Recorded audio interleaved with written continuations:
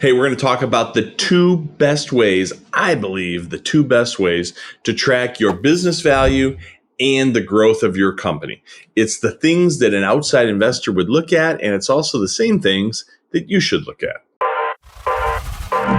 This is The Rare Advisor, proud to be a part of the Advisor Advancement Network and home of a business model supercharged by recurring and repeatable events. Your host is Mike Walters, CEO of USA Financial. He is an investment advisor representative of and securities are offered through USA Financial Securities, member FINRA SIPC, a registered investment advisor.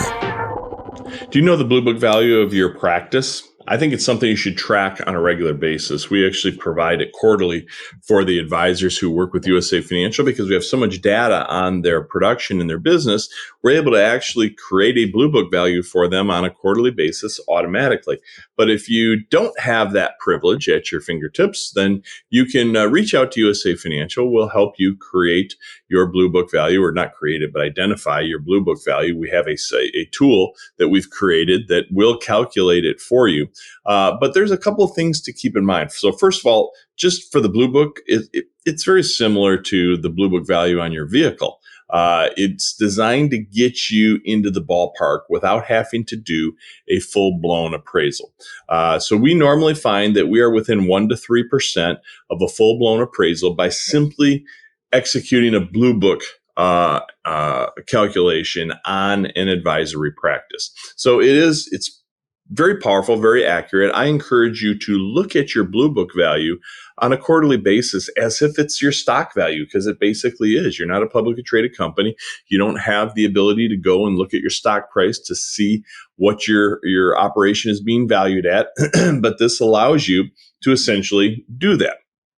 Some advisors use it for their own personal goals and growth. Some use it for their corporate team and to identify team goals and growth. I think it's a great way to build your business in the right way rather than just having like sales goals and new client goals. Not that there's anything wrong with those things, but what really matters is, are you building the value of the business? And this will help you track that. Now, additionally, you're going to want to look at your EBITDA, earnings before interest, taxes, depreciation, and amortization, EBITDA. So kind of basically your net income.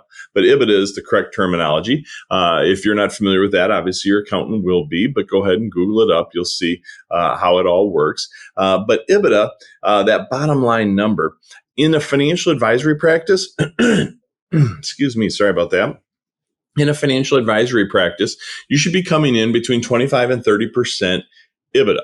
If you're below that, then you need to look at how do you have your business structured. Now, I know that many advisors have basically no EBITDA because they don't pay themselves on a regular basis. They get to the end of a month or the end of a quarter, and they pull the money out of the practice, almost like it's a commission, if you will, or a bonus. And they just, kind of operate based on what's left over goes to the owner. And that's okay. There's nothing wrong with that. But within that, you should still have a shadow EBITDA that you're able to calculate to know that, hey, if I took X amount out, if I'm paid X and everybody else has now been paid, then here's my 25, my 30% EBITDA that I'm wanting to stay within that range. If you are looking to get value on your practice, that's important. If you're looking to have a merger and acquisition, a succession, or a transition at some stage, that's important.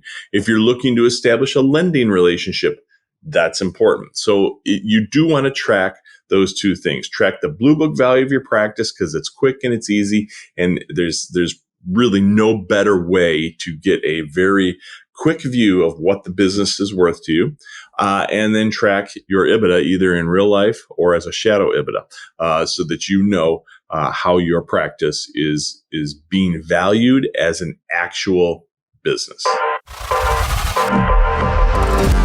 This information is for licensed financial professionals only and is not intended for use in soliciting sales from the public. The views expressed represent the opinions of the presenter or their featured guest, not necessarily those of USA Financial or its affiliated subsidiaries. Industry references are generic and not intended to represent actions or beliefs of any individual or entity. Content is only presented to illustrate general principles, beliefs, or ideas and should not be construed as legal or regulatory advice. Trademark and copyright protected. USA Financial and Affiliates.